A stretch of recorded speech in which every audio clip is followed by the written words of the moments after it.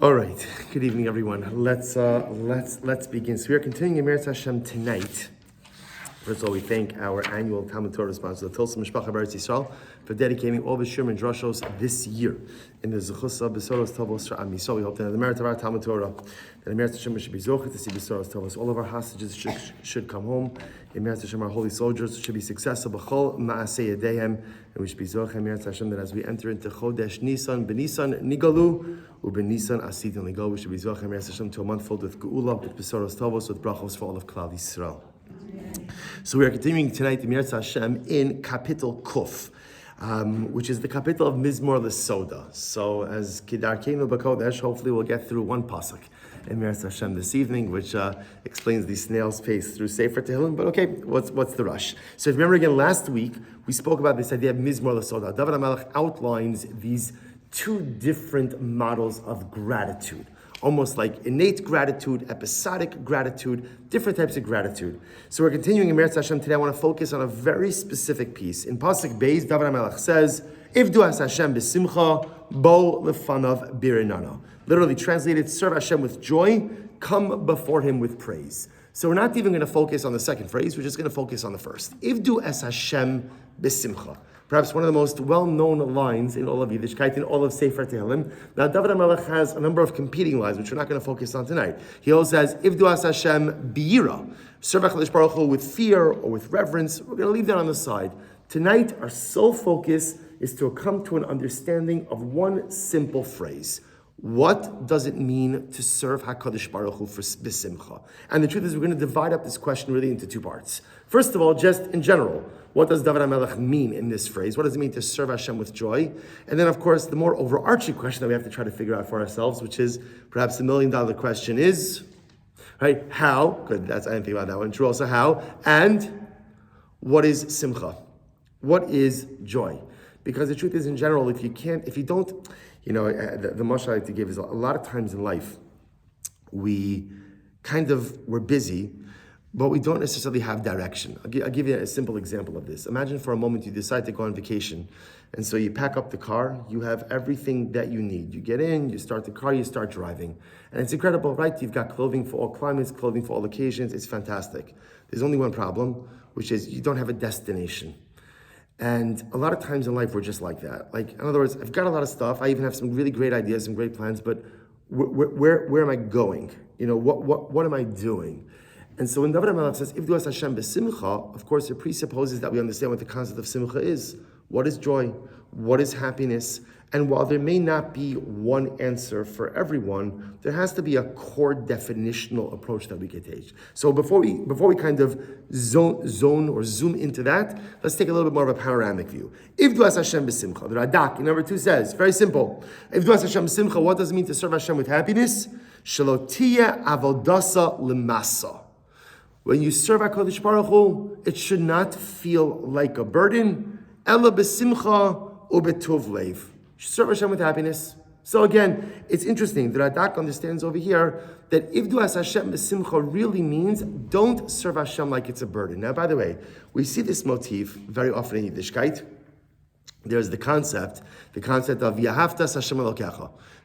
Hashem commands us to love Hashem. What's the problem with this mitzvah, to love Hashem? What's the problem? You can't legislate love, right? You could legislate behaviors. So you could tell someone, you have to keep Shabbos, you have to keep kashrus, you can't wear shatnez, you can't kill, right? You could go ahead and legislate all of these different behaviors. You can't legislate emotion. You can't, right? Just like about in human relationships. Can you command someone to love you? No. You could command someone to respect you, because that's behavioral. You could command someone to fear you, but you can't command someone to love you. Yet HaKadosh Baruch Hu commands us to love Him. So Rashi HaKadosh says, it's incredible. Rashi says, that what does it mean, V'atas Hashem Lokecha? So Rashi HaKadosh comments, he says, Aseh Dvarav Me'ahava. Serve Hashem like you love Him. Now, what does that mean, serve Hashem like you love Him? What does that mean? I remember I once taught this concept many years ago in Ma'alot. It's not called Ma'alot anymore. What is it called now? Misora? Okay, whatever. What used to be, Malod Zichron Livracha, whatever it was, once upon a time. And I remember one of the girls in the class said it was such. She said, "Oh, so Rashi's saying, fake it till you make it." And I thought there was a lot of godless in that phrase, and that exactly is what Rashi's saying. Is that sometimes I don't feel a certain way. So what do you do when you don't feel a certain way? So you go ahead and essentially you pretend like you feel a certain way. You behave in a way that makes it look like you feel a certain way, even though you may not actually feel that way. And this is incredibly important because one of the most misunderstood concepts in Yiddishkeit is that somehow you arrive at a love of God, right? That one day I wake up in the morning and I'm in love with HaKadosh Baruch Hu. I'm inspired, it's fantastic, it's incredible. And by the way, it's not just with God. People make this mistake in a lot of life relationships. People think that in marriage, right, somehow you meet someone, everything falls into place, you're madly in love, and the passion never ends, and everything is always wonderful, and everything is great, and it just comes so easily, and it's no problem. Marriage is a lot of faking, right? Don't quote me on that, right? Not my marriage, right? Other people. Hey, in other words, so much of it is those moments where I do not feel it, but I'm invested enough in this that I'm going to put forward the effort, and behaviorally, it's going to look like, oh, there's nothing better in the world than this. HaKadosh Baruch Hu says, I want you to love me, but I can't legislate love. So here's what I want you to do. When you serve me, make it look like you love me. When you serve me in a way that if someone observes you behaviorally, they say, wow, that guy really likes Yiddishkeit. That guy's really involved with Yiddishkeit. Now, they don't know what's happening in my heart. In my heart, I may be totally disconnected. In my heart, I may be totally uninspired. But, the path to inspiration is paved with days, weeks, months, and sometimes years of uninspired activity. People don't realize this. You see, we live in an age, I've mentioned this before, of everything is like YouTube shorts. It used to be you could watch a video and be inspired. No, now you can't. No one has the patience for a video. So instead what we like is shorts, right? You know what a YouTube short is? It has to be under a minute. So I'm ready to be inspired, but keep it under a minute. Keep it under a minute. That's not how inspiration works. Inspiration is the result of day after day putting in and investing myself in whatever it is that I'm doing. And most of it is inglorious, most of it is uninspired. But if I keep at it, keep plugging away, the inspiration will be there. That is true in our relationship with HaKadosh Baruch Hu, that's true in marriage, that's true in almost every meaningful life relationship. You have to be willing to invest and be willing to show up and be willing to give and be willing to do, even when it's not fun, even when it's not exciting, even when it's not interesting, and even when you would rather be doing a million different other things. That's what v'ahavta Hashem Elokecha means. It doesn't mean to love Hashem. For some reason, Hashem can't command us to love Him. So what does Hashem tell us? Hashem says, do me a favor, just keep showing up day after day, do what you're supposed to be doing, and even when you don't feel it, pretend like you do. Pretend like you do, and keep plugging in, and something amazing happens. And those of us who work this program know exactly what Rashi means, because it works. It works. There is no person that is inspired every single day. There is no person that feels it every single day. I've always been baffled. The opening line in Shulchan Aruch is Yisgaber Kari. Person should get out of bed like a lion in the morning, right? To greet the day, all. So there's a lot of interesting things about that. First of all, if you've ever been to the zoo and you see a lion get up, right? A lion gets up very slowly, right? A lion gets up. So it doesn't mean, people misunderstand that the Shulchan Aruch is not telling us to jump out of bed. Most of us don't jump out of bed. Unless we're going on vacation, then you jump out of bed, right? But otherwise, you're not jumping out of bed. So what does it mean, get up like a lion? A lion knows that it has a role. A lion knows that it has a purpose. A lion knows who and what he is. Shulchan Aruch says, get up and recognize you have a purpose. It's not always inspiring. It's not always great. It's not always enjoyable. Get up and get to work. That's your job. That's your job. Will the inspiration come? Of course it'll come, but probably not today, probably not tomorrow, sometime later on. What's the challenge in Yiddishkeit? That too many people drop off because they're too impatient for the inspiration. Well, one second, I've been davening for years and I'm not inspired, so forget it. Or I've been doing this for years and I'm not inspired. It's not the way it works. You got to keep doing, keep working, keep plugging away, and the inspiration comes. So the Radak says, what does it mean, Ivdu as Hashem b'simcha? It means don't approach your Yiddishkeit like a burden. That's it. Don't approach Yiddishkeit like a burden. Rather approach it with simcha. I think what the Radak is saying is, it's not as much about the joy and the happiness. It's much more about the first part. Don't treat your Yiddishkeit like a burden. That's what it means. And by definition, as long as your Yiddishkeit is not a burden, then by definition, you are fulfilling Ivduas Hashem b'simcha. The Alshich says something beautiful. The Alshich says in number 3, Ivduas Hashem b'simcha tamid kimotzei shalal rav. You should approach your Yiddishkeit as if you have found a great treasure. Such a beautiful, beautiful imagery, right? Person goes ahead. Sometimes you're walking on the street, you find money, and the halacha is, right, generally you find money and you're allowed to keep it. That's the halacha. By Metzias, money doesn't have a simon, so you're walking on the street, you find money, you're allowed to keep it. It's such a good feeling, right? You stumbled upon treasure like I wasn't expecting this. Incredible. The Alshich says, treat Yiddishkeit like a treasure.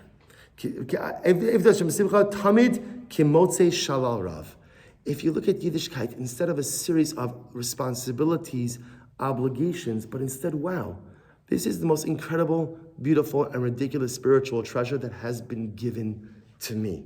And if you treat it like a treasure, that opens up a feeling of profound simcha. One of the most important yisodos in Yiddishkeit. Yes, does Judaism expect a lot from us? It does.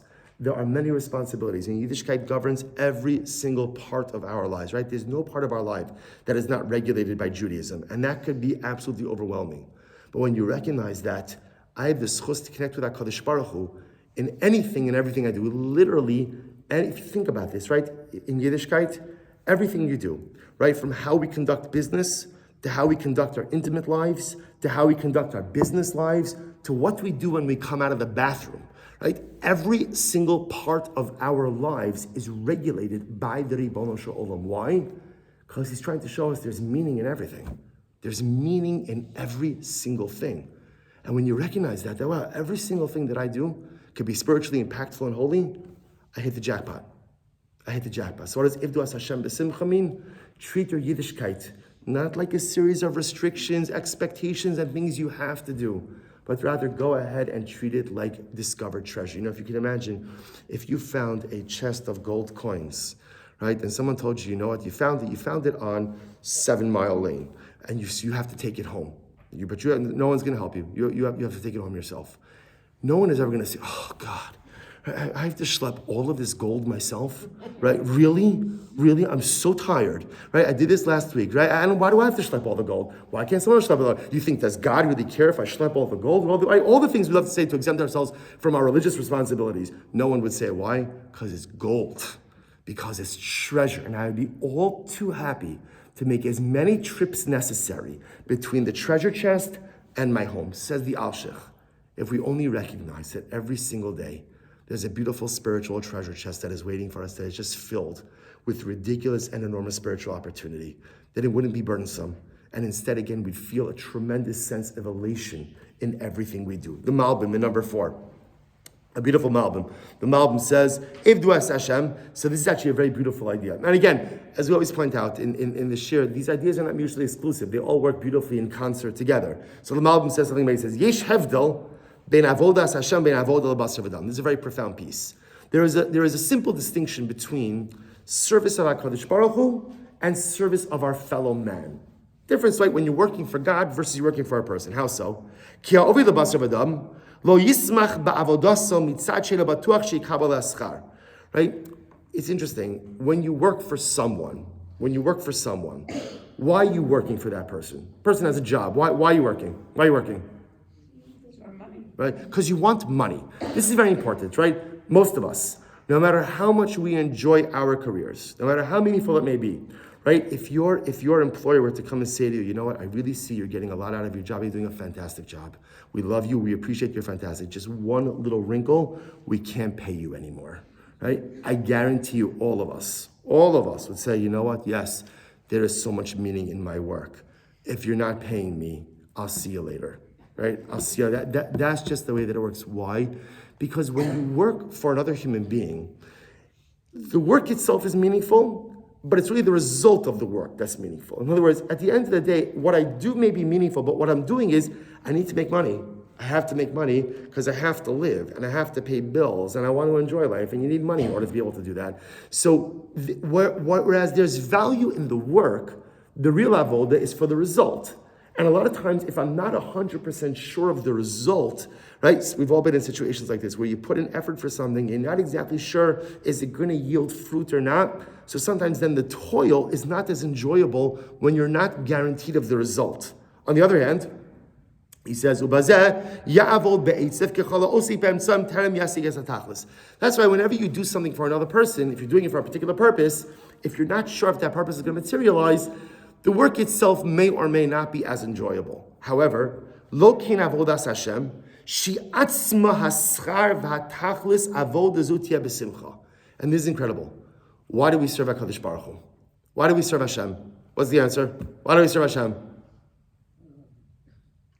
This is an important question to be able to answer, by the way. Why do we serve HaKadosh Baruch Hu? We're told to, a sense of duty, a sense of purpose, it's a treasure. One thing is for sure, why don't we serve HaKadosh Baruch Hu? I should say, right, I'm sorry? For money, for reward, right? The truth is, it would be highly illogical to worship HaKadosh Baruch Hu for reward for one simple reason, which is, we don't know how reward works. Is there reward in this world? Not reward in this world, the world to come, Olam Haba, Yemos HaMashiach. How does it all work? I don't know. It works. I believe that there is a reward for everything, but how, what, when, where, I have no idea. The Malbim says something so beautiful. When you work for a person, ultimately, again, the essence of the work is the result. What are you going to get at the end of the job? When it comes to the service of HaKadosh Baruch Hu, the reward is the work itself, the avoda itself, the ability to go ahead and have connection to the Ribono Shel Olam. That is the reward. What comes from it? I have no idea, but that's not why I'm in it. I'm not in it for what comes from it. I'm in it just to be in it. I'm in it because the relationship is beautiful and meaningful. And by the way, you could relate to this in different ways. It's hard to find a human relationship that is like this, right? Because if you think about it, and this is an interesting thing to contemplate. You might not agree at first, but then you'll think about it, and I guarantee you'll agree. Maybe not now, but later. There's no human relationship that we are engaged in that we don't do for something to get out of it, right? In a marriage, okay, so everybody, right? The shower brachas var the have means to give, and it's all about giving, and right? Great, right? Especially when it comes from someone who's been married for 4 minutes, right? And it has all the marital wisdom in the world. Yes, of course, it's about giving, but it's also about getting. If you have a one-sided marriage where one person is giving and the other person is never giving, that's not going to work. It's not going to work. I'm not in it to get, but if I don't get something, it's not going to work. So you'll say, children. Children is a selfless relationship. No, it's not. Because remember, again, children do something very important for our ego. Rav Sham Shlomo Hirsch brings down, he says, if there's one thing that we want more than anything, it is immortality. I want to live forever. But given that I can't live forever, the next best thing, children. Because children ensure that there's a piece of me that will continue on even after I am no longer here. So you see something amazing, even with our children, it's not selfless. It's not. I'm getting something out of this. There is an extra lifespan. There's a little shtick immortality that I am getting from my children. So in the world of human relationships, there's not really a concept of like just being in a relationship for the sake of being in a relationship. I'm always getting something, giving something. There's one exception to this rule, and that's with HaKadosh Baruch Hu.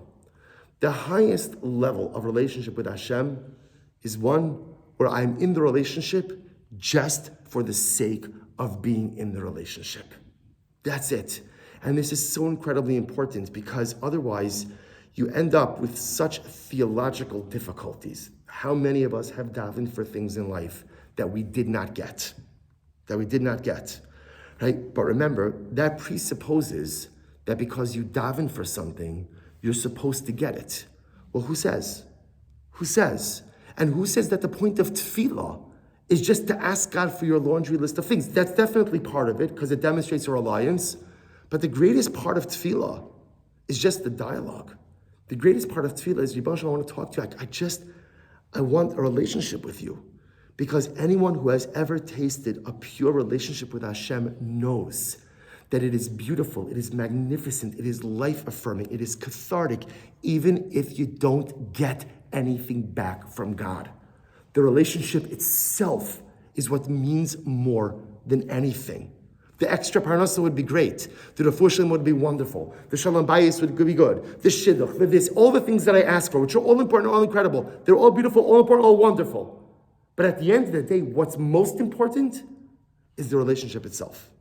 Because if I have that relationship, this is what David HaMelech says elsewhere in Tehillim. David HaMelech says, Achas sha'alti me'es Hashem, David Hashem Ori, Kapit Lamed Aleph. Achas sha'alti me'es Hashem, Osa v'gesh. Hashem asked one thing from you. What's the one thing that David HaMelech asked from Hashem? One thing? Shifti beveis Hashem k'lei mechayai. I just want to dwell in your house. And the Malbim asks on that, David, that's all? That's all you need? You don't need anything else? You don't need parnasa, shalom bayis, all the different things that we daven for. You don't need any of that stuff? Of course he needed it. But he also realized that when you have relationship, you have everything. If you have shifti beveis Hashem, if you're tight with God, you may not have every single thing you want from life, but you absolutely have all of the tools you need to be successful. That's the way it works. And says the Malbim something amazing. We make a mistake in our relationship with HaKadosh Baruch Hu that it's about getting stuff. It's about getting stuff. It's not about getting stuff. See, that's in human relationships. In human relationships, I do because I want to get something. I go to work because I want to get a paycheck. Work might be meaningful also, but I want to get paid. I engage in relationships, even in beautiful relationships, because hopefully I'm going to get something from those relationships. That's human relationships like that. When it comes to HaKadosh Baruch Hu, it's not the result that drives me. It's the avodah.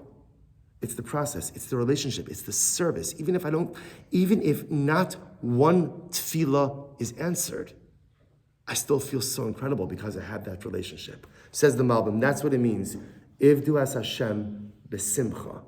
Serve HaKadosh Baruch Hu, not because you're asking for stuff or because you need stuff, which of course we all do and we all want, but recognize the profundity and the power in the service, in the avodah itself. And if you could find that you can find tremendous simcha in life. Tremendous simcha. You know, I often feel that this is one of the things that you could, there are many differences between like Eretz Yisrael Jews and diaspora Jews. But one of the things that seems to be like in the DNA of Eretz Yisrael Jews is this concept. This idea that like, it's not about if God gives you what you want or you don't want. Whatever HaKadosh Baruch Hu gives you, go with it.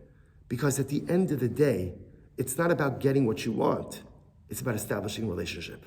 And if you have that relationship, then truly, you have simcha. So you see again, all these different approaches. So again, the Radak, don't let your Yiddishkeit be a burden. The Al-Shich, let it be like you discover treasure. The Malbim, recognize the profundity, the power, and the greatness in the service. Don't focus on the results. Focus on the act of connection itself, and that'll bring you simcha. The Maggid of Mezrich says something beautiful in number 5. He says, Raki kaim ivdu as Hashem b'simcha, ki atzvus kim'at ka'avodah zara. So this is incredible. The Maggid says like this, what does it mean, ivdu as Hashem b'simcha? It means serve Hashem with happiness. Because what's the alternative? What's the alternative to happiness? What's the alternative to happiness? Sadness. In Chassidus, there's an understanding. Rabbi Nachman writes about this extensively. Rabbi Nachman says that people think that like the greatest tool of the Yetzer Hara is chet, right? The Yetzer Hara is there, he's trying to get me to sin, because if I sin, I self-sabotage, all these things. Rabbi Nachman says it's not true. The greatest tool of the Yetzer Hara is atzvos, is sadness. Because sadness creates yeosh, despair, and despair creates hopelessness. And the moment that a person gives up on themselves, pretty much you're going to end up doing anything and everything. So the Maggid says something amazing. He says, if das Hashem b'simcha means, because what's the alternative? What's the alternative? To be sad? To be ba'atzvos? To walk around upset about everything? To walk around because life didn't go my way, because things didn't materialize the way that I wanted? Okay, we all have experienced letdown. It's only just the degree of the letdown and disappointment and disillusionment you have in life. So you have a choice. You have a choice. If du as Hashem b'simcha, or if du as Hashem ba'atzvos. That's the choice. So the Maggid says, David HaMelech is saying, choose happiness. Now, by the way, this is also a profound idea, because what is the Maggid saying? One of the ideas that we know to be true, but we hate it, right? Which idea is this? Happiness is a choice. Happiness is a choice. We like to think that happiness is the result of, and you fill in the blank. Happiness is the result of more money. Happiness is the result of longer vacations. Happiness is the result of nachas for my children, a shidduch, or this, that, whatever. You fill in the blank. I'll be happy when. Klal gadol in life is when people say, I'll be happy when, they are never happy. Because there's always something else to acquire. There's always something else to buy. There's always something else to experience. Happiness is a choice you make. Do you want to be happy? Or you don't want to? How could I be happy? Look at all the stuff in my life that's in a state of disrepair. Shtickle newsflash. There's always going to be stuff in a state of disrepair. You are always going to be a dysfunctional person. It is only a shayla of what level of dysfunction you're living with. We're all dysfunctional people. We all have dysfunctional parts of our lives. It's just a question of how acute it is. So you wake up in the morning, you have to decide, do you want to be b'simcha or you don't want to be b'simcha? I see. It's not that simple. It is that simple. It absolutely is that simple. Happiness is a choice. It's not me saying that. That's the Maggid of Mezrich. If that's Hashem b'simcha, make a choice. Make a choice. You're Jewish, so you have to do mitzvahs. We're bound by halacha. Whether we like it or we don't like it, it's ours. It's ours. We have to do it. So you have a choice. You can be happy or you can be braggis. You can be happy or you can be sad. And by the way, this is true in everything in life. There is no shortage of things to complain about. And some of them are actually legitimate complaints. Some of them are valid complaints. So great, you could go complain. You know what happens to complainers, by the way? You know what happens to complainers? All of us know complainers, right? And what happens? Generally, they tend to be peripheralized, marginalized, and people try to avoid eye contact with them, right? Because I don't want to get drawn into this. I don't want to get sucked into this. I just don't want to. So when you choose unhappiness, not only are you choosing a dark lens through which to see the world, but you're also cutting yourself off from so much potential happiness through relationships in this world as well. So the Maggid says, Ivdu Hashem b'simcha means choose happiness. Make the choice to be happy. Now, what we have to try to do now a little bit deeper is try to understand, so what is this yesod of happiness? Okay, so now I got it, right? I don't want my Yiddishkeit to be like a burden, right? I want to feel like every day my Yiddishkeit is like a discovered treasure. I want to go ahead and I want to feel the beauty and the happiness in the service of God, not just the results. And I want to be the kind of person who chooses happiness. I want all, I'll take it all. How do I do this? So if you look, by the way, at number 5, it's actually a very beautiful Pirush on Tehillim called Mina Be'er. So he tells a story over here. Pam Bikesh Harav HaKadosh Rabbi Chil Michal Mizalachav Me'arav HaKadosh Rav Tzvi Hirsch Zidichav Sheochich Ma'at Es Bino Harav HaKadosh Rav Zev Mizabriz Zuchus Yigalina Ba'avor Shechas Shalom Mimidas HaSimcha. So this is what happened. So the Maggid of Zalachav once went over to the Rebbe Zidichav and he said, Rebbe, I have a problem. What's my problem? My son, meaning the Zalachav Maggid was saying, my son, he's not besimcha. He's just not besimcha. He's just not happy. He's not happy. So can you help me out with him? Okay. So the Zidichav Rebbe said, okay, I'm going to help you out. I'm going to talk with your son. Before he started talking with the son, he said something amazing. He said, so listen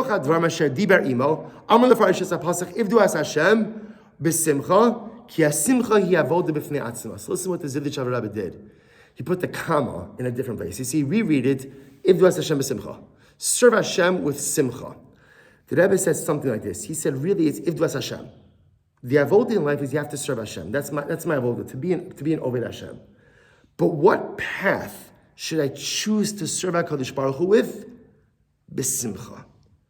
Simcha is a form of avodas Hashem. Simcha is like an avenue of avodas, and there are different avenues. So it's not just serve Hashem with happiness; it's serve HaKadosh Baruch Hu. But what is the best way to reach a level of avodas Hashem? And the answer is simcha. So there's a science called simcha.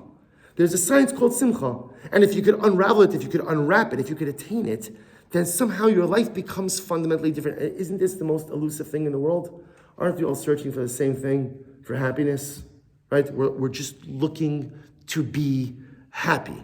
We're looking to be happy because, something very interesting HaKadosh Baruch Hu, the Rebbe Shalom, it's very important to understand this. Rebbe Shalom created us with a void. Right? Do you ever walk around life and you just feel like an emptiness inside of you? There's not something wrong with you. If you feel that, that's by design. Rebbe Shalom created us with a void. And our entire avoda in this world is to fill the void. What's the challenge?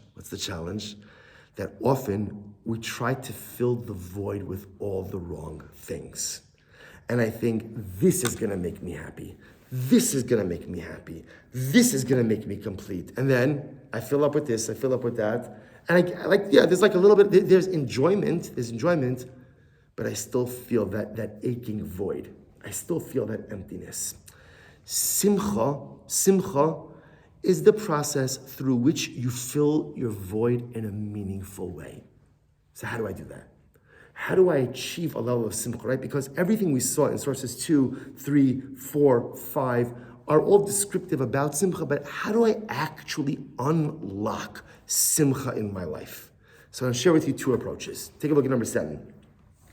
This is a beautiful Gemara Maseches Taanis. The Gemara says, Rabbi Baroka Choza Havashchiach B'Shuka Debei Lef. A famous Gemara. Rabbi Baroka used to spend time in the shuk, in the marketplace in Bei Lefet. That's the name of a place. What happened? Havashchiach Eliyahu Gabei. This is incredible. Who would Rabbi Baroka hang out with in the shuk? Who would they hang out with in the shuk? Eliyahu Hanavi. I can't imagine what that's like, right? But again, Eliyahu Hanavi and Rabbi Baroka hanging out in the shuk. Okay, Amarle. Ika Bahadi Shuka Bar Almadasi. So Rabbi Baroka once asked Eliyahu Hanavi, they're standing in the shuk, and of course in the shuk, right? If you see all kinds of people. So Rabbi Baroka turns to Eliyahu and says, Eliyahu, is there anyone here in the marketplace who is going to the world to come? Well, there's a portion of the world to come. Okay, so initially Eliyahu Hanavi said no, which is incredible. I don't see anyone here who has a portion of the world to come. Second line, number 7. Adahachi v'hachi asu hanach trei asi. A little while later, 2 guys came to the shuk. Amalei hanach nami b'nei alma da asininu. Eliyahu says, Rabbi Baroka, those 2 guys who just came into the shuk, they are b'nei olam haba. They have a portion of the world to come. Incredible. Azal Gavai, so Rabbi Baroka runs over to these 2 guys. He's got to meet them. Like, who are you guys? Then Eliyahu Hanavi says that you have a portion of the world to come. Amalei, Amaleu, mai uvdaichu. So what do you guys do? Right? In other words, who are you? Tell me what you do. Listen to this. Amrulay, they said to him, Inshi baduche anan. Now, Inshi baduchi, Rashi says over here, Smechim or misamchim b'nei adam. We're just happy people, and we make other people happy as well. Whatever. Now, I don't know what that means. I don't know exactly what they did, right? But Lamaisa, they said, what do we do? We make people happy. We find sad people, we find dejected people, and we find a way to lift their spirits. So he says, we are happy people ourselves, and we go ahead and we make sad people happy. Inami, furthermore, when we see 2 people fighting, we make peace between them. So these are the 2 guys of a time marketplace of people. 2 people have a portion of the world to come. These 2 guys who make people laugh and who make shalom between quarreling parties. Turn the page to source number 9. So in the Be'er Parsha, he writes as follows. He says something so beautiful. He says, so he asks in the name of Rabbi Akiva Eger.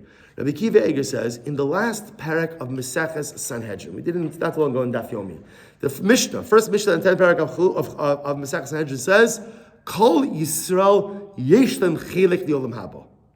Every Jew has a portion of the world to come. So Rabbi Akiva Eger asks, so what's going on in this Gemara? Rabbi Baroka asks Eliyahu Hanavi, who here has a portion in the world to come? Every Jew has a portion in the world to come. So what exactly is it that Rabbi Baroka is asking Eliyahu Hanavi? And Rabbi Akiva Eger says something amazing. Look in source number 9, right-hand paragraph, second to last line. So listen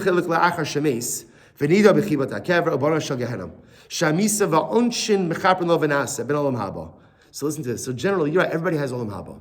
When do you go to Olam Haba? When do you go to Olam Haba? You die. Then all of us have Averos that we need to be metakin for. So whatever that tikkun process, whatever that purification process is, and then we go to Olam Haba. That's how it works. Yeah, every single Jew has a portion of the world to come. Shaila just is like, what do you need to go through before you get there? It's true. What is the Gemara saying? But there are certain people who get to enjoy Olam Haba not just after they die, but their olam haza, this world, becomes olam haba as well. This world could become an olam haba experience as well. That's what Rabbi Baruch was asking Eliyahu Hanavi. I know every Jew has a portion of the world to come. Baruch Hashem, every Jew is holy, every Jew is great, every Jew has something beautiful waiting for him in the afterlife.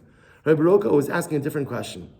Is there anyone who is able to achieve the sublime levels of olam haba, the world to come, while still in olam haza, in this world? Is there anyone who's able to reach that level of like sublime kite, that level of serenity? To which he responded, he says, "Ach zeh hu ben olam haba kamo shu chai, ki zeh gadol scharo shel hamesameach acherim." So what do you see from the Gemara? When you spend your life trying to make other people happy, something amazing happens, which is that your olam haza becomes like olam haba. What Rabbi Kiva, what the Gemara is teaching us is, do you want to know how to achieve simcha? The first way to achieve simcha, don't make it about you. You know, the biggest challenge, the biggest mistake we make when it comes to finding happiness, it's all about, how do I become happy? That's the wrong question, says Rabbi Kiva. That's not it. True simcha never comes from what you do for yourself. True simcha comes from what you are able to do for the other.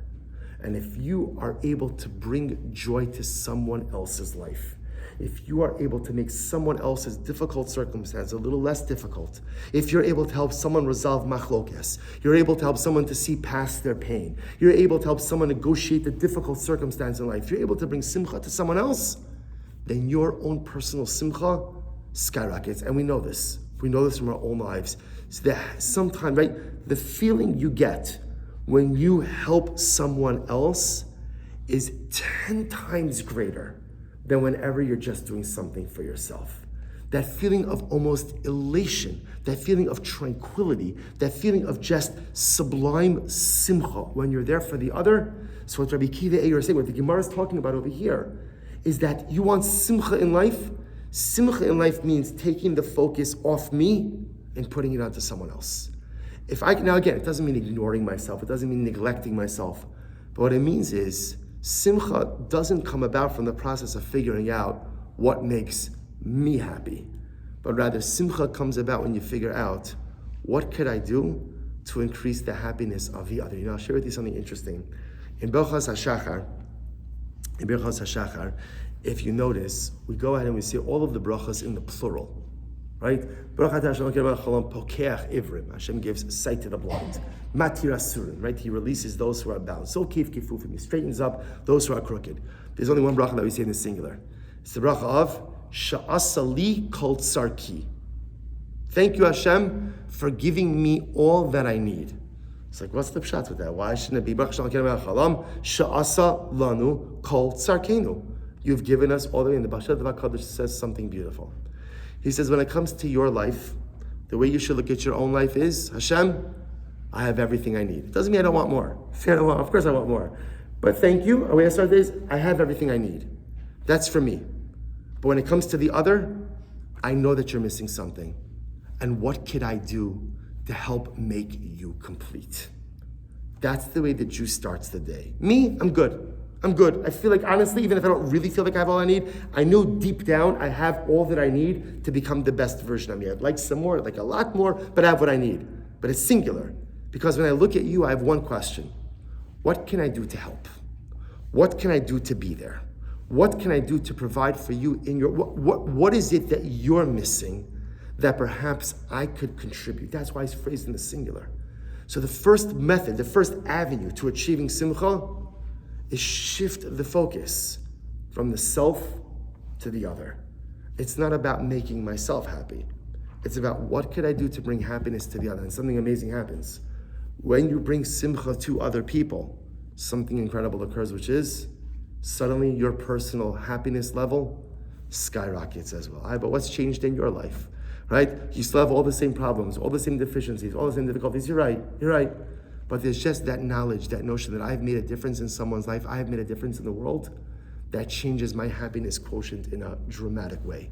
That's number one. Number two, If you look at number 10, the Lubavitcher Rebbe says something beautiful. Again, this is a much longer piece. I put it on the sheet, and you can look at it on your own. But I'm just quoting to you from one little piece. If you look on the right-hand column, the second to last paragraph, that begins, V'hine yeshnam nisim hayotzim migeder hateva v'arigilus. There are miracles. There are different kinds of miracles. There are supernatural miracles. Miracles that are departure from the norm. Kemo anes de kriyas yamsuf. So what's incredible is those supernatural miracles. It is so clear that Hashem is in the world, Hashem is operating in the world, and Hashem is running things. And when I see those miracles, I'm drawn to a tremendous love of Hashem. Now, generally we know from miracles, right? Miracles don't really work for long periods of time, right? Miracles, they kind of give you like a booster shot of inspiration. So I'm inspired for a few moments, and then it's like fireworks, right? It's wonderful, and then again, you move on with life. So, but nevertheless, in supernatural miracles, at the end of the day, I see it, and there is an enhanced connection to HaKadosh Baruch Hu. But look at the last line on the right-hand paragraph. There's another type of miracles. Left-hand paragraph. There's another type of miracle, which is a prolonged miracle. A miracle that goes on for a prolonged amount of time. So what's interesting is it's the kind of miracle that starts. And when it first starts, you're overwhelmed by the miraculous nature of it. But because it extends for a prolonged amount of time, it transitions from being a miracle to being natural. And over time, it just becomes something that either I take for granted or I just expect, and it loses its miraculous luster. I'm not really like impressed or overwhelmed by it anymore. The hergel na'aset teva. Those things that we become accustomed to often just become like second nature. Shalachei nisim elu einon meviim liyira.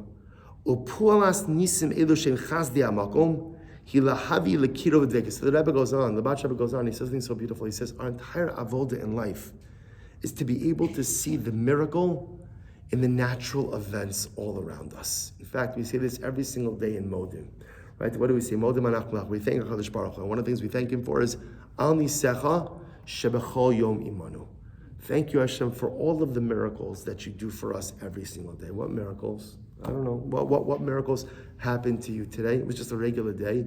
You're right, but in any regular day, how many countless miracles are there? And Lubavitcher Rebbe goes on, he says something absolutely amazing.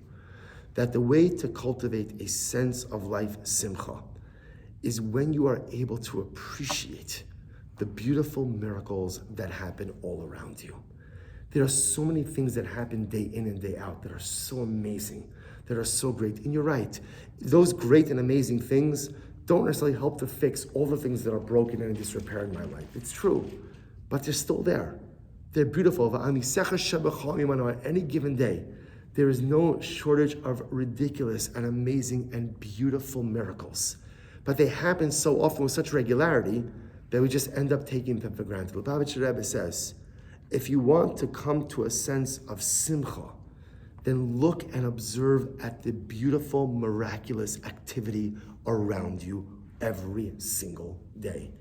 And we all know this. If we take a step back, and we look at what occurs around us every day, there's no shortage of just tremendous miracles. Whether it's the fact that a person has control over their body, whether it's the fact that Baruch Hashem, a person has hopefully an intact family, person has some amount of parnasa, whatever it is, we always want more, and that's okay to want more. But we can't let the quest to want more kind of take over or blind us to the beautiful miracles around us. You know, it's human nature, and Chashbaruch Hu programmed us this way, that for whatever the reason, our attention is always pulled to the things that we lack, right? If you ask any person generally, tell me, what's wrong in your life? What's wrong in your life, right? So I think most of us could generally rattle off the stuff that is wrong in life. How do you want it? You want it chronological, alphabetical, right? Worst to least to worst. How do you want it? You know, you want it by decade, you want it by year, you want it by... I could give you the whole thing. Somebody asks you, what are your brachas? See, okay, like my family, we kind of but think about it. Just to think about it, whether you have a gratitude journal or whether you just go ahead and keep a note on your phone, but think about the brachos we have each and every day. The brachos we have each and every day. That just because they occur day in and day out doesn't make them any less miraculous. The Lubavitcher Rebbe says that's what cultivates a sense of simcha. There's a beautiful, one of my favorite poems. When I was little, my mother was very into poetry. So we had a lot of poetry at home. So I always had a special place for poetry. So it's a beautiful beautiful poem in number 11 called Everyday Miracles. Miracles happen every day to many a folk in many a way. They're not hidden beneath a tree, but manifested for all to see. A mother giving sacred birth, a flower shoots up from the earth. A wanderer finds his way, a survivor sees another day. A beggar gets his next meal, a patience that's completely healed. The ocean with its shades of blue, a sky with a many hue. Everywhere and every day, miracles happen in every way. You don't have to travel far. Just look around, and there they are. So simple, but so beautiful. Just the difference is we're so often focused on the stuff we're unhappy with, which is legitimate, that we totally blind to the beautiful brachas. And if you don't see your brachas, then the truth is all you're walking around with is the stuff that's broken. And if you're constantly obsessing and focusing on what's broken, how this one wronged you, how this is not right, how this, okay, so what happens? You become a bitter, angry person.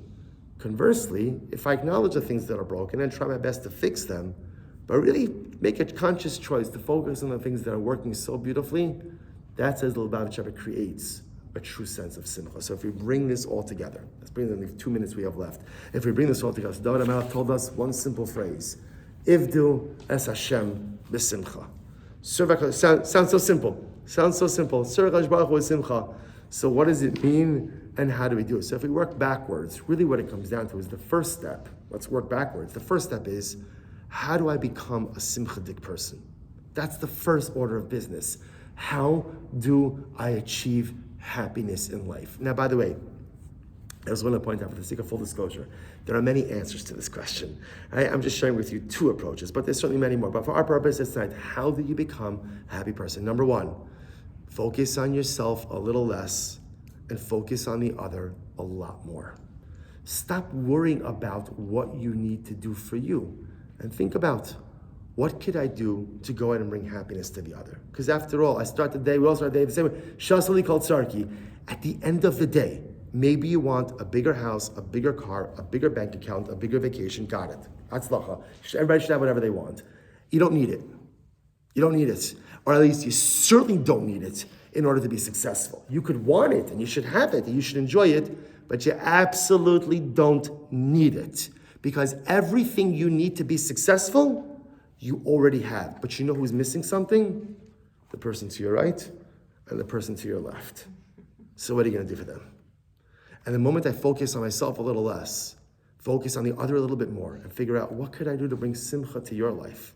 Then something amazing happens. Suddenly, my olam hazeh becomes like olam haba. And the moment you're able to make your life in this world like the life in the world to come, suddenly a wave, a tidal wave, a tsunami of simcha washes over you. Number 1. Number two, by stopping, right, what's the phrase, stop to smell the roses? By just stopping for a moment to take stock of the beautiful brachos I have. And maybe it's a little bit corny, right? And maybe it's a little bit, I'll tell you, personally, I was saying stop to smell the roses. So I happened to go to a florist on Erev Shabbos that I like. It's a little bit of a drive out. Remember there used to be Rimandis like by Milk and Honey, right? So they closed. They opened up on Red Run Boulevard. It's like 15 minutes away, but it's a beautiful store. They're very nice there. And the truth is, it's like my happy place. It's like it's so interesting. First of all, because no one I know is there. So I go in and like it's just me. It's just me, and it's great. They're like, "Hi, Mr. Samuel," because they see my credit card. So, and the truth is, like, you realize it, and it's beautiful, and it smells beautiful, and it's beautiful. And I don't know, they have chirping noises in the back. I don't know what it's from, but whatever it is, and it's like, life is good. Life is good. Yeah. There's a lot of stuff that's broken. But there's so much beauty, and there's so much goodness, and there's so much bracha. And the moment you stop to smell the roses, and you really just take stock of what you have in life, you will find real simcha. You could be the kind of person who is always focused on what's broken and what's wrong and how everyone and their brother has wronged you. You could be that person if you want to. And you'll be grumpy, and you'll be brightest, and most probably you'll be alone, right? Or you could just choose to see the beautiful brachas, the beautiful blessings. And if you make that choice, then suddenly, again, the world is so bright, the world is so beautiful, and there's so much simcha. So the first step in this equation, says David HaMelech, is you have to go ahead and become the simcha. See, either again, by going and bringing simcha to others, and or seeing the beautiful things in this world. Now, once I am a simcha-dik person, now I know how to serve HaKadosh Baruch Hu b'simcha. So once I've inculcated the midah of simcha in myself, so now I am a simcha-dik yid. That, brother, how many of us could actually say that? I am a simcha-dik yid. I am a happy person. I am a simcha person. That's me. Once I could say that, then everything else falls into place. Then suddenly when I serve HaKadosh Baruch Hu, it's not a burden, like the Radak. Then suddenly again when I serve HaKadosh Baruch Hu, it's like I found the treasure, like the Alshich. And then when I serve HaKadosh Baruch Hu, it's like the Malbim, that there is beauty and there is greatness just in the work, just in the service, before I even get anything else. And then most of all, I realize that each and every day, like the Maggid HaMezrich says, I have a choice to make. What kind of person do I want to be? Do I want to be a Ivdu as Hashem b'simcha person, or do I want to be a brightest person? Do I want to be the kind of person who comes and lives a life that is so filled with all of the beauty that we've described, or do I just want to be upset, disenchanted, disillusioned because I feel wronged, I feel upset, or I'm just generally negative because all the things that haven't gone right? And by the way, not at all minimizing the things that don't go right, because a lot of things in life don't go right. And a lot of things in life are really broken. And a lot of things in life are really difficult. But it's a choice. It's a choice by what I allow to define me. So if we take the first step of becoming simcha-dik people, like again, by helping others, by making a choice to see the good, then we could fulfill the words of David HaMelech and have a relationship with HaKadosh Baruch Hu that feels beautiful, that feels wonderful, that is not a burden, that feels like a treasure, that is meaningful, not because I'm getting something out of it, but simply because I have the privilege to engage. But all of it boils down to whether or not we are courageous enough to make the choice to be happy. That's what it comes down to. Halavai we shall all be zochem Yirtzeh Hashem, to an incredible siyata d'shmaya, to an incredible chachma, bina, and das, to choose wisely. And just know that if we summon up the courage to choose simcha, then life instantaneously becomes better, beautiful, and holier. We should all be zocha. All right, we'll stop over here for tonight. Next week in Meretz Hashem is our final shiur before Pesach, our pre-Pesach shiur. It's going to be about Pesach. I don't know about what yet, but it's something about Pesach in Meretz Hashem. Next week, next Tuesday at 8 o'clock, and then Meretz Hashem will be on break after that. Have a wonderful evening, everyone.